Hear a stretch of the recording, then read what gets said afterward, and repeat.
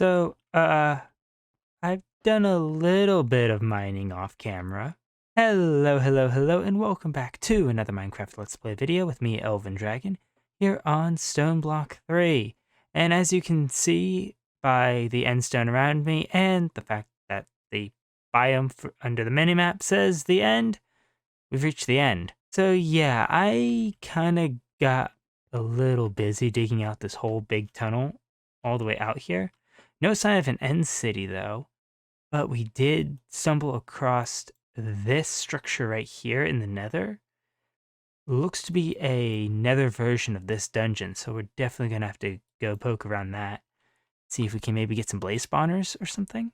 Those would be very useful.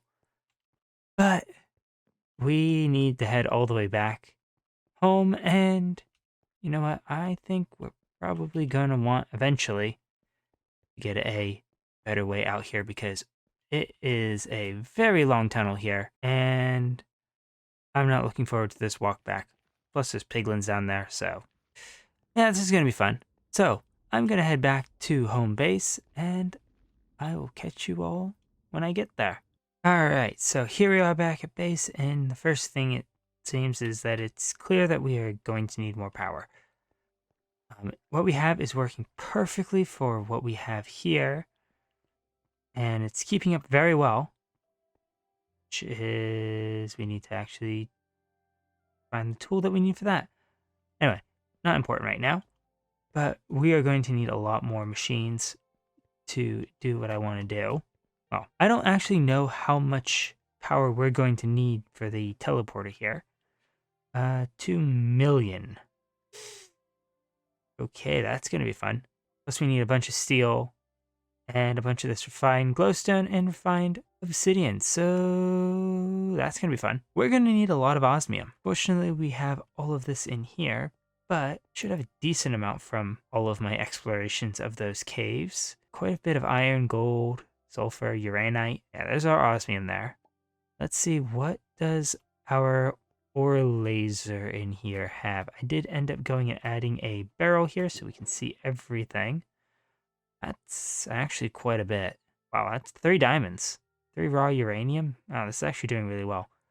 We should probably figure out something we can do with all this. And unfortunately, the only thing I know what to do is pretty much turn it into ingots, which we can do very easily. We could just smelt them. But where's the fun in that when we could take a single thing of ore and get quintuple the amount that we started with? I think, in addition to getting our teleporter set up, I think we might want to get that done as well. So I'm going to go get a few more energy pipes. I might get a few more dynamos set up. Probably more lapidary dynamos, to be honest. These are doing really well. But let's get that figured out, and we'll get the teleporter set up in here. We actually do a little indent thing. Anyway, I'm going to go get everything set up, and then I'll be right back. Alright, so I kinda got a little distracted. So we now have, instead of just a wire going all the way around the room, we now have a portal here, which I have not actually tested if this is working. It looks like it might be. We're going to need to grab a couple things to do that. But we also have a crusher, an enrichment chamber, and an energized smelter, getting our ore quintupling system up and running. I also have a bunch of stuff to go set up these teleporters elsewhere in the world, so I'm thinking we'll probably go and stick one out. Ooh, there we go. There we go. Out here in the caves for one, another one in the nether here, probably by this dungeon, and stick the final one somewhere out here in the end. If we find an end city, I would love to put it there. But I think we're probably just going to end up sticking it somewhere in the middle of the end for now. So we need to head out there. But first, I did make this portable teleporter, which should allow us to teleport home, which is our portal over there, from anywhere. So let's go over here. If we do that, we select home, we select teleport, and there we go. That'll be very nice to use. So now we can go all the way out there and we can get home in an instant.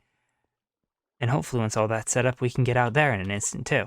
So I'm going to head on down the tunnel and try and get these teleporters set up, and then I'll be back unless I get distracted again. Hopefully not. All right, so here we are at the site of the first portal, and we have easy access to the caves. So I think this will work quite well. I want to put our lapidary dynamo right there. Just put the teleporter right on top. Let's set that up in a minute. Actually, let's take that out for now. And that, so that we can go and dig down here, go back here and put our roost for our 2 diamond chickens, get our item pipe so we can get our stuff out. And did I forget the wrench? I completely forgot to grab the wrench. So putting this on top is not going to do anything. Fortunately, we don't have to run all the way back. We can just go... Oh, did we not set this up properly? Okay, guess I'm looking up how these teleporters are supposed to work. And walking all the way back home. Okay, there we go. Pipe wrench obtained. We can now get that so it is pulling out of there into the dynamo. Now getting power coming in, and I think if we do that, there we go. We now have a portal that I built 1 block too far up. Good job. Okay, rebuilding. Item pipe, sucking items out of there into a lapidary dynamo into the teleporter, which is now 1 block too low. Clearly, I don't know what I'm doing. Okay, there we go. That's what we wanted to do. Now we can just do that. We need to get the bottom one in. Here, there we go. That should be a fully functional teleporter. Technically, we can set that to that. And forget that we didn't put in the upgrade that allows it to be chunk loaded. You know what? This is going really well. Definitely. All right, time to go install this and get the next one in. And there we go. There is our nether one set up. So what I've basically done to get these to work is it looks like I can't have 3 portals on the same frequency. Is we have all of them have their own. So if we set this to home, we'll teleport home. We set it to the caves, we'll go there. And if we set it to the nether, we'll get sent out here.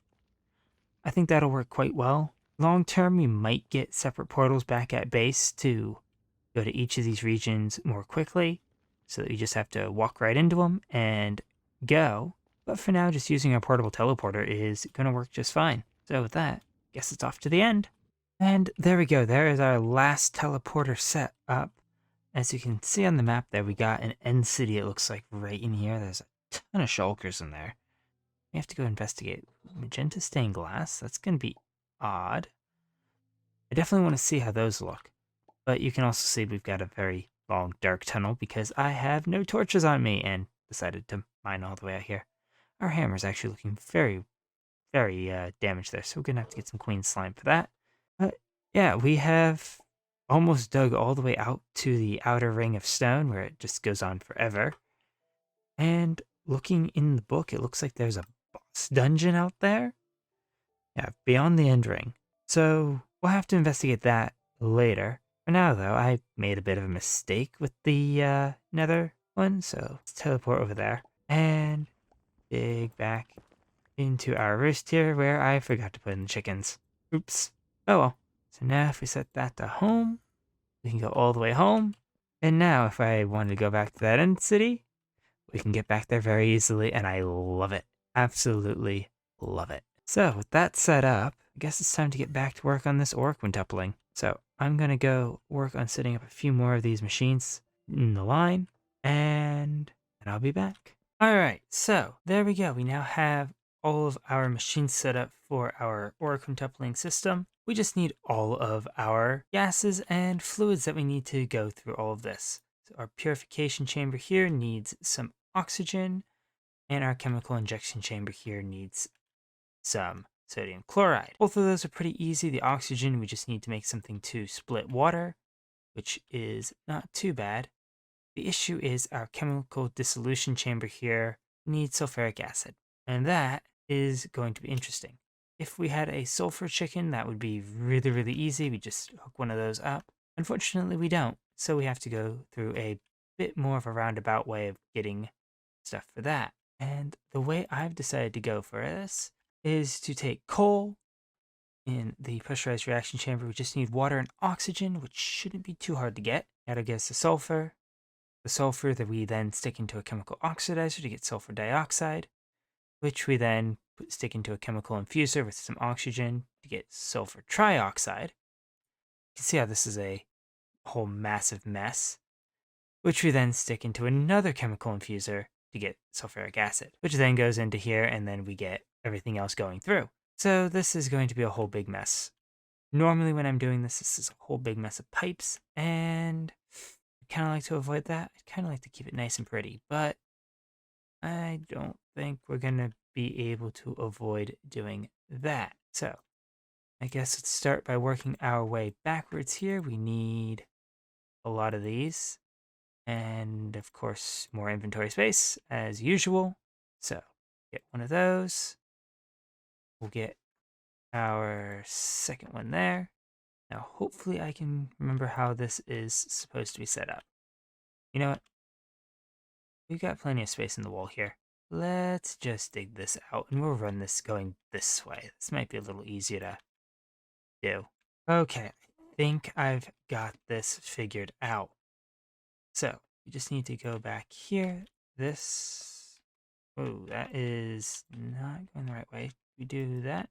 Okay. So, if we get our configurator here, that will just tell us what side is which when we're trying to configure this. So that is green, and that one is red. What output is going to the right? Huh? Okay, so we need to swap this around. Then, because some of these machines are very finicky about what direction they are facing. So now if we grab our pressurized tubes, we should be able to run those all the way through there and disconnect that. So if I've got this set up correctly, we just need one more machine to finish this off. All right, so we've got our water here set up, and everything else we got figured out for how all of these pipes need to interconnect is really, really confusing. So we've got water flowing up into here, which flows into our pressurized reaction chamber, which needs that.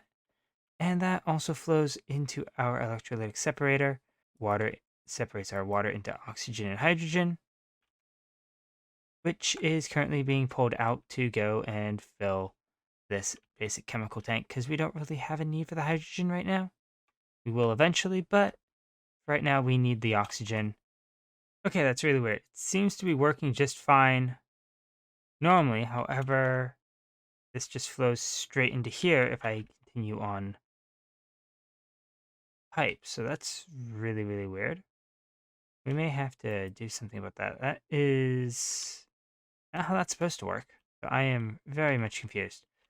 But that is turning that into sulfur. That turns that into sulfur dioxide, which then flows into here to turn into sulfur trioxide, and then flows into here to turn to sulfuric acid, and then into here where we would put a ore. It flows into here, which that requires water as well. Okay, that's gonna be fun. Fortunately, we've got plenty of these fluid pipes. Apparently we need more, but the point is that we can just loop that into there. I think we're going to need to get another fluid thing anyway. This chemical crystallizer will turn stuff into there, and then we need to put stuff into this chemical injection chamber. And for that, we need hydrogen chloride. So we need one chemical infuser to get that. We need an electrolytic separator to separate out the brine, and we need a thermal evaporation chamber to produce the brine, which is going to be quite a bit of stuff. So I'm gonna work on figuring out why this isn't working properly. I don't know if it just needs more oxygen for stuff. Maybe that we just need to get another electrolytic separator to produce oxygen for this whole process. Because, yeah, we can't have that. Or, what upgrades can you take?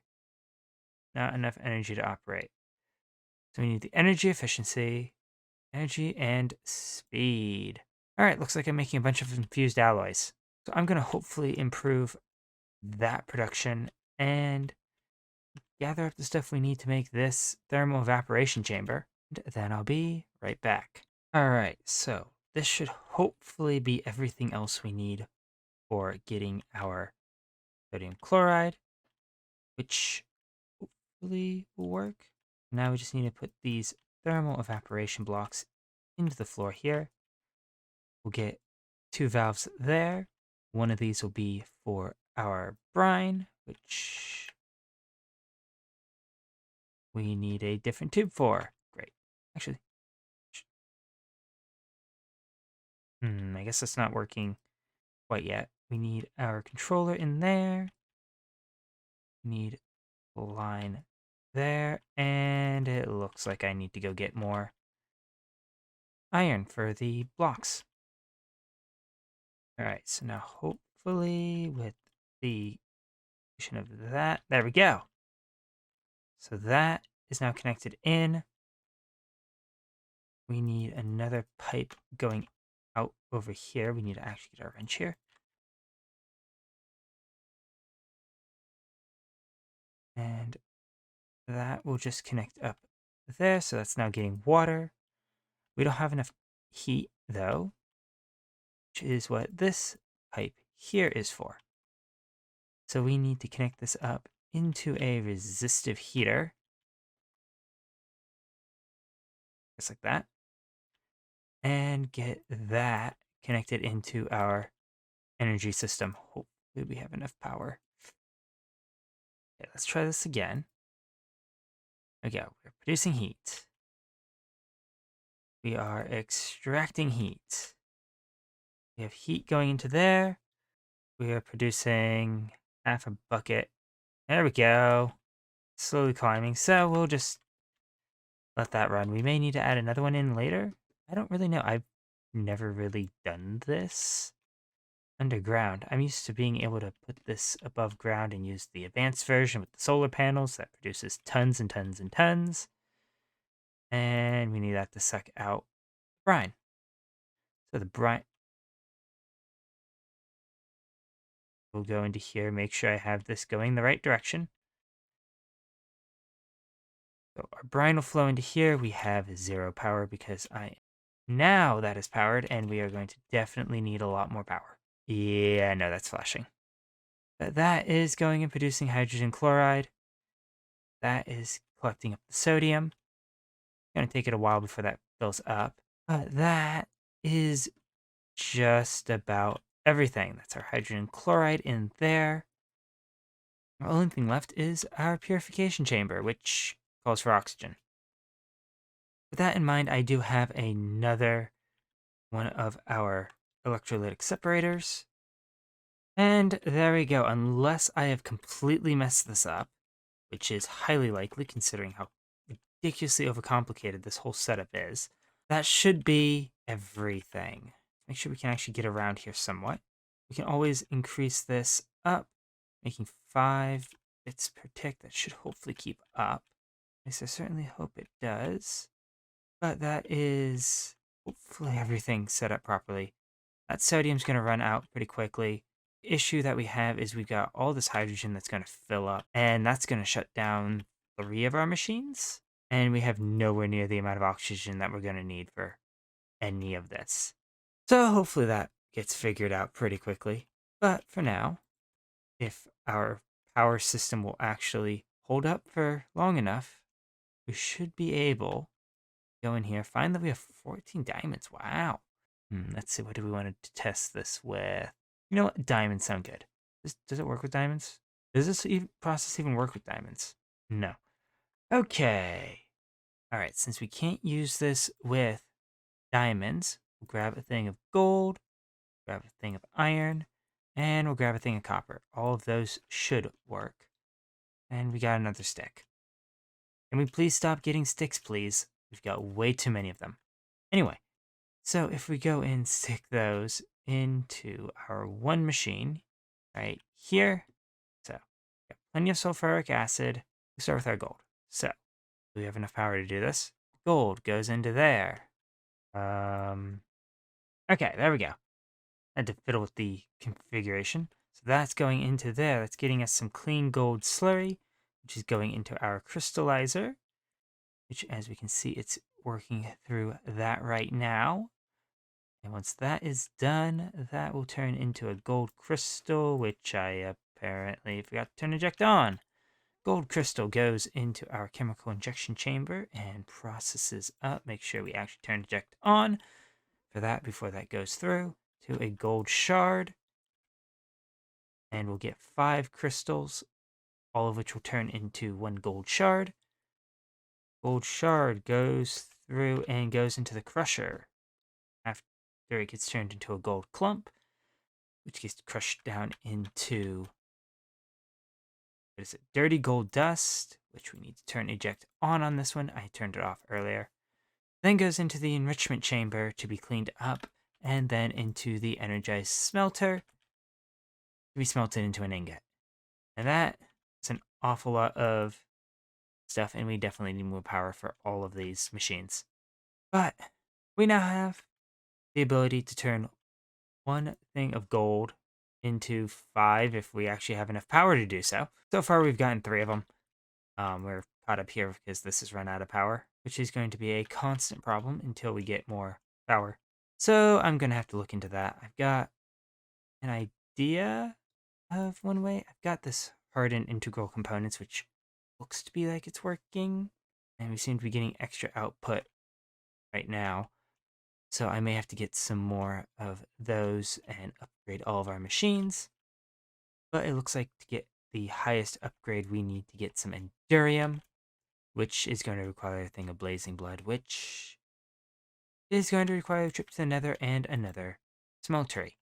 So now that we have a bunch of machines in 2 different rooms, all nicely chugging along for the most part, I think that is where I'm going to leave you for today.